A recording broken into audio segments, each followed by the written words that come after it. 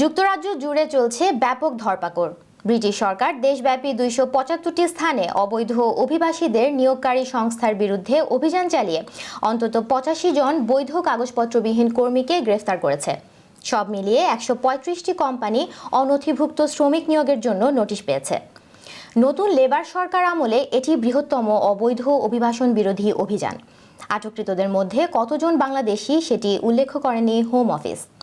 স্বরাষ্ট্র সচিব Yvette Cooper গত মাসে ঘোষণা করেছিলেন, প্রলোভন দেখিয়ে কর্মীদের যুক্তরাজ্যে নিয়ে আসা সংঘবদ্ধ চক্রগুলোকে ধ্বংস করতে সরকার অবৈধ অভিবাসীদের নিয়োগকারী সংস্থাগুলোর বিরুদ্ধে কঠোর ব্যবস্থা নেবে।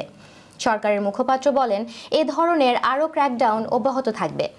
অননুমোদিত শ্রমিকদের নিয়োগ করলে প্রথমবারের জন্য ৪৫,০০০ এবং পরবর্তীতে ৬০,০০০ পাউন্ড জরিমানা করা হবে।